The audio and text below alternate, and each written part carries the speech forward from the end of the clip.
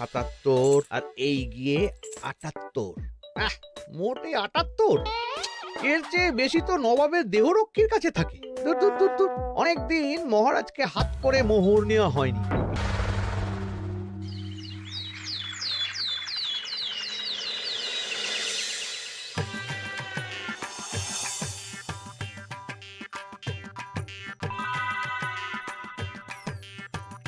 কই গো, কিছু কি ঠিক করলে?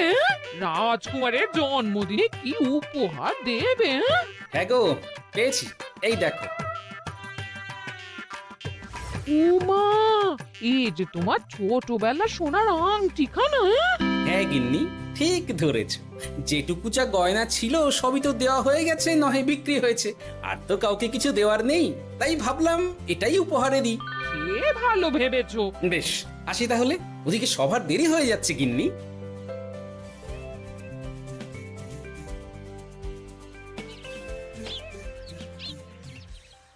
আচ্ছা শোনো, একটা কথা বলতে ভুলে গেছিলাম, আজ একটু তাড়াতাড়ি বাড়ি এসো।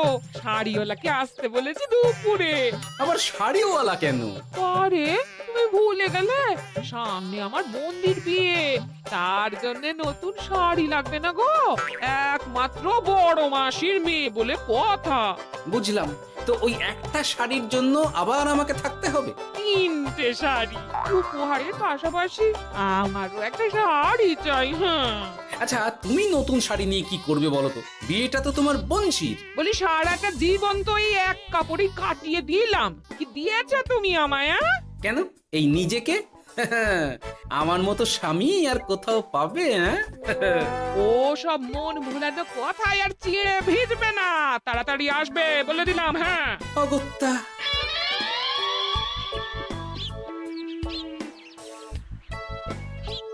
দূর, গিন্নিরও যত কথা সব বেরোনোর সময়। আবার তাড়াতাড়ি ফিরেও আসতে হবে শাড়ির জন্য। দেখি মহারাজকে বলি অগ্রিম বেতনের জন্য, না হলে তো শাড়ি কেনা যাবে না। তাও একটা হলে হতো, কিন্তু এনাকেও দিতে হবে। আসলে সত্যিই তো, গিন্নি আমার কত যত্ন আত্তি করে, কিন্তু তাকে আজ পর্যন্ত তেমন কিছু উপহার দিতে পারিনি। না, গিয়ে বলি।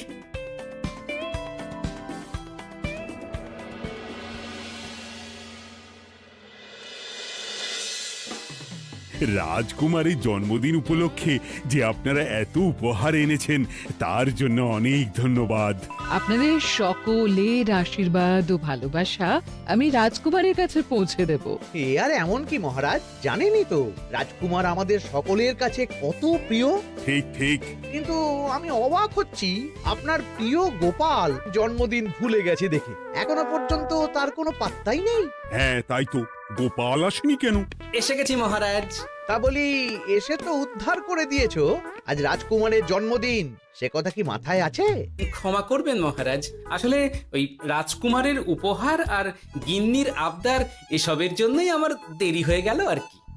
এই নিন রানীমা, আমার তরফ থেকে রাজকুমারের জন্য ছোট্ট উপহার। অনেক অনেক ধন্যবাদ গোপাল। তবে মহারাজ, আমারও একটা অনুরোধ ছিল। কি? আমাকে যদি অগ্রিম বেতন হিসাবে কিছু মোহর দেন, তাই নিয়ে আমাকে একটু তাড়াতাড়ি বাড়ি ফিরতে হবে। উনি বলবেন আর ওনাকে দিতে হবে, মামা বাড়ির আবদার। যেটা জানেন না তার মাঝে এত কথা বলেন কেন? হ্যাঁ, আসলে মহারাজ, আমার গিন্নির বোনের মেয়ের বিয়ে সামনে, তাই গিন্নি আবদার করেছে ওই নতুন শাড়ি কেনার জন্য। জানেনই তো বিয়ে বাড়ির কত খরচা, তাই। এ তো খুব ভালো কথা, কিন্তু অগ্রিম বেতন কেন? এমন একটা ভালো খবর দিলে আমার তরফ থেকে তোমার জন্য কিছু মোহর উপহার। এই না, ধন্য মা আপনি, আপনার মতো মা থাকতে সত্যি ছেলের কোনো চিন্তা থাকে না রানীমা। বেটা আবার সুযোগ বুঝে মোহর পেল, কেন যে আমার এমন হয় না। এবার তাহলে আসি মহারাজ, গিন্নি ওদিকে অপেক্ষা করছে। হ্যাঁ হ্যাঁ, যাও যাও, আজ তাহলে সভা এখানেই শেষ করলাম। মহারাজ, আপনার সাথে আমার একান্তে কিছু কথা আছে, আমি অন্দরমহলে গেলাম। রানীমার আবার হঠাৎ কি হলো, ব্যাপারটা দেখতে হচ্ছে।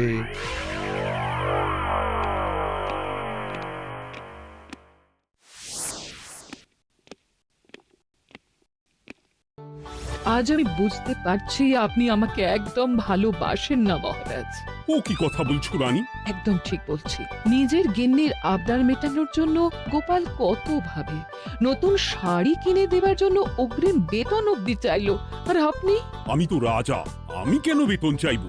সেটাই তো, রাজা হয়েও আপনি কখনো এমন কিচ্ছু করেননি, কিচ্ছু না। আহা, রাগ করে না। আমি তোমাকে সব থেকে সুন্দর শাড়ি উপহার দেব, একেবারে সোনার সুতোর কাজ করা মুক্ত বসানো শাড়ি। এমন শাড়ি কেউ কখনো দেখেনি। ও মা, সত্যি? আচ্ছা, এই ব্যাপার। গোপালের কথা শুনে এবার মহারাজ ও রানীমাকে উপহার দেবে? ধুর, আমারই ভাগ্যটা খারাপ।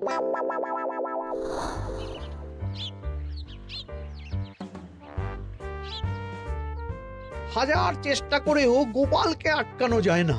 দূর দূর দূর, আমি যা চেয়েছিলাম তা ওই গোপাল পেয়ে গেল। ও কি গো, তুমি কার সাথে কথা বলছো? দুর্ভাগ্যর সাথে। কি সব অলক্ষণে কথা? কি হয়েছে? কি আর হবে, সবই তো তোমার দোষ। আমার দোষ? হ্যাঁ, তুমি আমার কাছে বায়না করো না কেন কিছু? তুমি বায়না করনি বলেই আজ আমি রানীমার কাছ থেকে মোহর পেলাম না, কিন্তু গোপাল পেয়ে গেল। এবার বুঝলাম। ঠিক আছে, এখন তাহলে বায়না করছি, তুমি কাল গিয়ে সেটা রানীমাকে জানাবে। ঠিক আছে? হ্যাঁ, করো করো করো, বায়না করো, বায়না করো। কি চাই, কি চাই, কি চাই? পেয়েছি। তুমি রানীমাকে গিয়ে বলবে যে আমার একটা সোনার হার চাই। এই না হলে আমার বউ। দারুণ চাল চেলেছো।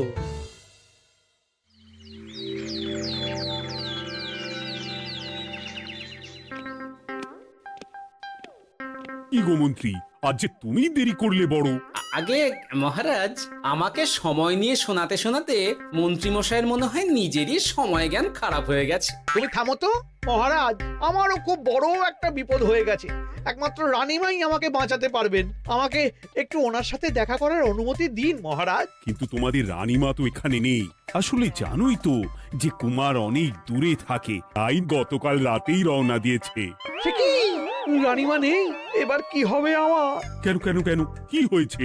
আসলে মহারাজ, আমার বউ আমার কাছে সোনার হার গড়িয়ে দেওয়ার বায়না করেছে, তাই আমার। বুঝেছি বুঝেছি, চুপ করো তুমি। এখন তোমাকে মোহর দিতে পারবো না। কেন মহারাজ? পরের মাসে দিতে পারবো। আসলে তোমাদের রানীমাকে সোনার সুতো দিয়ে কাজ করা এক শাড়ি উপহার করেছি সদ্য, যার জন্য অনেক খরচ হয়ে গেছে। তাহলে আমার সোনার হার পরের মাসে গড়িয়ে দিও। এটা তো ঠিক না। গোপাল আপনার প্রিয় বলে যখন যা চায় তখনই সাথে সাথেই পেয়ে যায়, আর আমার বেলায় এমন। এমন কোনো ব্যাপার নয় মন্ত্রী। মহারাজ, আপনি বরং আমাকে দেওয়া মোহরগুলো আমার অগ্রিম বেতন হিসেবে ধরুন, না হলে মন্ত্রীমশাই এমন অভিযোগ বারবার করবেন। আহা গোপাল, তোমাকে তো স্বয়ং রানীমা উপহার দিয়েছেন, এসব কিছু করতে হবে না। যেমন আছে তেমনই থাক। ঠিক আছে, আমিও দেখে নেব পরে। কি দেখে নেবে মন্ত্রী? না না, ও কিছু না মহারাজ, পরেই দেখে হার গড়ানোর কথা বলছি। না, মন্ত্রীর হাবভাব মোটেই ঠিক ভালো লাগছে না। বেটা মনে মনে নিশ্চয়ই কোনো ফন্দি আটছে আমার বিরুদ্ধে। কিছু একটা করতেই হবে। গোপালের ওই মোহর উপহার পাওয়াটা আমি কিছুতেই মেনে নিতে পারছি না। একটু মাথা খাটাই, একটু মাথা খাটাই। উপায় পেয়েছি। আমাকে এখনই নবাবের কাছে গিয়ে মহারাজের নামে বলতে হবে।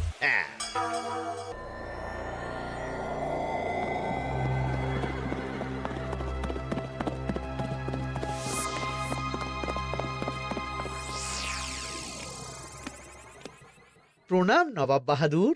আরে এদি কৃষ্ণনগরের রাজা কৃষ্ণচন্দ্রের মন্ত্রী, তো হঠাৎ এখানে কেন? আমি নবাব বাহাদুরকে আন্তরিক ধন্যবাদ জানাতে এসেছি। কিসের জন্য? এই যে আমরা খুব খুশি রাজা কৃষ্ণচন্দ্রের মতো একজন শক্তিশালী রাজা পেয়ে। শুধু সামরিক বলেই নয়, আর্থিক, সামাজিক, রাজনৈতিক সব দিক থেকে। আর এটা সম্ভব হয়েছে আপনার মতো একজন নবাবের মহারাজের ওপর কৃপা দৃষ্টির জন্য। বলতেটা কি চাইছো তুমি? তেমন কিছুই না, আপনার গুণগান করছি। নইলে আপনিই বলুন না, আমাদের মহারাজ কখনো সোনার সুতোয় বোনা মুক্তোর কাজ করা শাড়ি কিনে রানীমাকে উপহার দিতে পারে? কি সোনার শাড়ি? হ্যাঁ, এমন দামি শাড়ি যা হয়তো নবাবের কাছেও নেই। ঠিক আছে ঠিক আছে, তুমি এখন আসতে পারো। আর শোনো, আমি তোমাদের রাজ্য পরিদর্শনের জন্য লোক পাঠাবো। কবে কখন সেটা কাল তোমাদের সূচনা পাঠিয়ে দেবো, কেমন? তো ঠিক জায়গাতেই আগুনটা ধরিয়েছি মনে হচ্ছে। বেশ,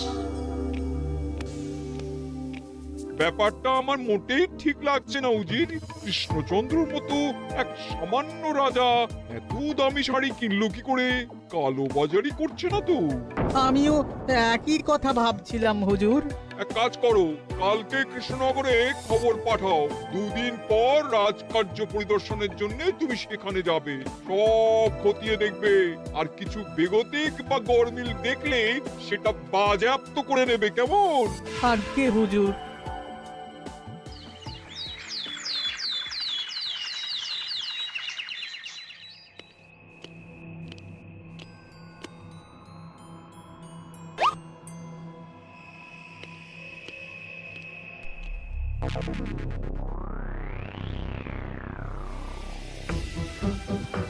কি হয়েছে মহারাজ? কার চিঠি?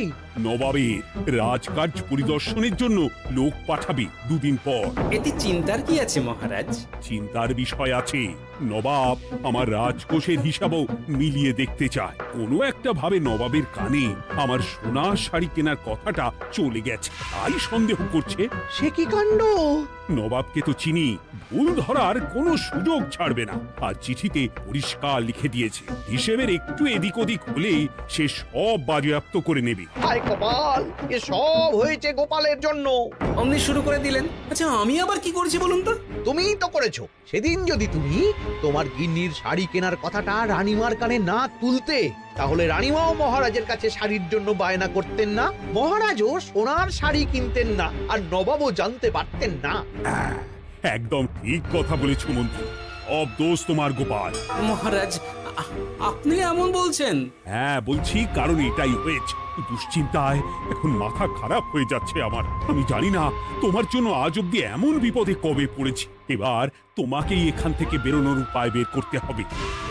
আর যদি তা না করতে পারো, তাহলে আজ পর্যন্ত তোমাকে যত মোহর উপহার দেওয়া হয়েছে সেই সব উপহারের মোহর ফেরত দিতে হবে। সব মোহর যে প্রায় খরচ হয়ে গেছে মহারাজ, আবার আমি কোথা থেকে পাবো? সেটা তুমি জানো। এইবার গোপাল ভালো মতো জব্দ হয়েছে। এই যে লঘু পাপে গুরুদণ্ড। গোপাল পড়ল কাঁদে। এমন দেখে মন্ত্রী হাসে আর আমার মনটা কাঁদে।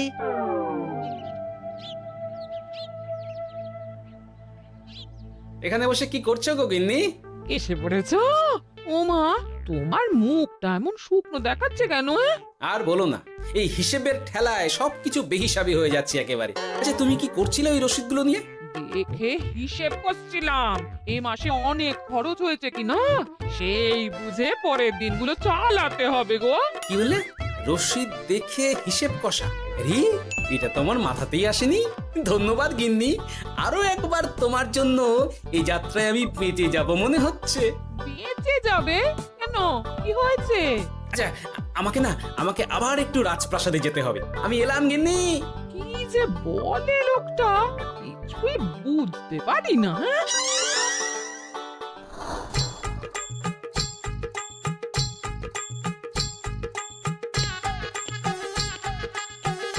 আসতে পারি মহারাজ? এ কি গোপাল, তুমি? আর কোনো চিন্তা নেই মহারাজ, নবাবকে হিসেব বোঝানোর উপায় পেয়ে গেছি। কি বলছো? কি উপায়? এই দুদিনে আপনি শুধু সকল প্রজাদের কাছ থেকে পুরনো রসিদ সংগ্রহ করুন, তাহলেই কেল্লা ফতে। তাই নাকি? আর নয়তো কি?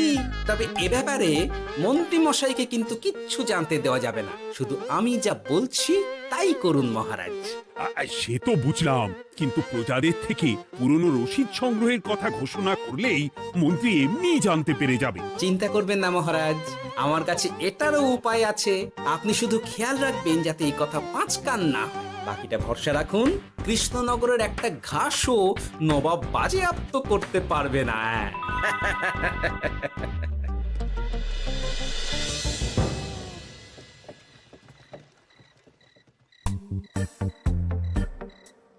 গোপাল দাদু, আমরা সব চলে এসেছি।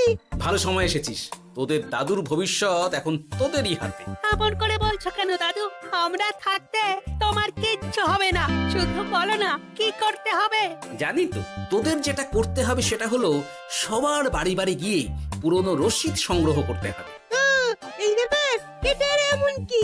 কিন্তু কেউ যদি জিজ্ঞাসা করে কেন চাইছি, তখন বলবি যে ওই গোপাল দাদু ওই ঠোঙা বানাবে বলে পুরনো কাগজ চাইছে। আচ্ছা, আমরা এক্ষুনি নিয়ে আসছি। যাক, প্রথম ধাপ হয়ে গেল, এবার পরের ধাপের প্রস্তুতি। যাই, একবার বরং বিজ্ঞানীর কাছ থেকে ঘুরে আসি। বিজ্ঞানী, ও বিজ্ঞানী, বাড়ি আছো? আরে গোপাল যে, এসো এসো ভেতরে এসো। বলো, তোমাকে কিভাবে সাহায্য করতে পারি?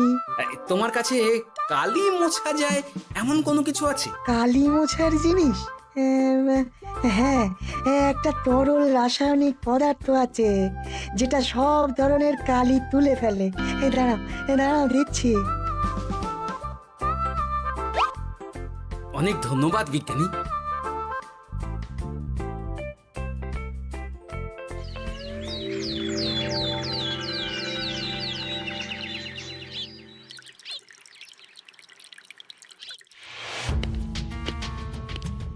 আসুন আসুন, আপনার জন্যই তো অপেক্ষা করছিলাম। তাই নাকি? এতটা পথ উনি এসেছেন, আগে ওনার জন্য শরবত ও মিষ্টির ব্যবস্থা করি। এই যে মহারাজ, আমি জল মিষ্টির ব্যবস্থা করে এনেছি, এটাও সাথে নিন। এটা কি? কেন, হিসেব ভোলা ময়রা পাঠিয়েছে এই মিষ্টি ও শরবতের দাম। এর মধ্যে এই কাজের সাথে যুক্ত ভোলা ময়রা আর তার পরিচারকের পারিশ্রমিকও যুক্ত আছে। হ্যাঁ, আসলে আমাদের মহারাজ তো প্রতিদিনের খরচ খুব হিসেব করে চলেন, তাই। ও, আমি একটু বসবো? নিশ্চয়ই, ওই তো ওদিকে বসার জায়গা। আপনি কি হাওয়া খাবেন উজির সাহেব? তাহলে রশিদে ওটাও যুক্ত করব। মস্করা হচ্ছে? আহা, রেগে যাচ্ছেন কেন? আপনার সাথে মস্করা করার মতো স্পর্ধা আমার নেই উজির সাহেব। আসলে মাসের শেষ তো, তাই একটু বেশি হিসেবে চলতে হচ্ছে আর কি।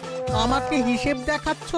আর রাজা কৃষ্ণচন্দ্র যে সোনার সুতোয় বোনা শাড়ি কিনতে পারলো, সেটার হিসেব কোথায়? একটা সামান্য রাজা এত অর্থ পায় কোথা থেকে? এ আবার কেমন কথা? মহারাজ যা কিনেছেন সেটা তো তার জমানো অর্থ দিয়েই কেনা। আমি বিপথে কোনো কাজ করি না। সেটা তো রাজকোষের হিসেব দেখলেই বোঝা যাবে। শুনে রাখো গোপাল, একটুও যদি হিসেব এদিক ওদিক দেখি না, তাহলে সব বাজেয়াপ্ত করে দেব। কোনো চালাকি নয়, কোনো চালাকি নয়। বেশ, তবে করুন হিসেব। আমাদের কাছে কিন্তু সব কিছু রসিদ আছে। কই গো, আনো সব, আনো আনো।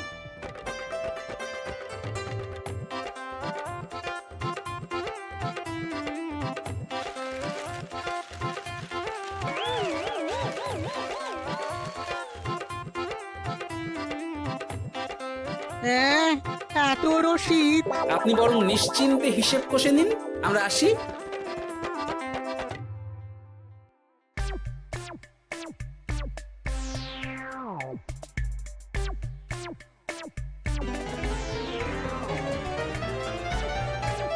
বাবারে, এত হিসেব কষে কষে তো মাথা ঝিমঝিম করছে, খিদেতেও পেট চুই চুই করছে। আপনার হিসেব কত দূর উজির সাহেব? আমাকে এখান থেকে নিয়ে চলো গোপাল, আমি আর পারছি না। ও কি, অঙ্ক কষে কষে তো আপনার সব শক্তি শেষ হয়ে গেছে দেখছি। আচ্ছা চলুন চলুন চলুন, কিছু মুখে দিয়ে দিন, তাহলেই শক্তি আসবে। তাই চলো।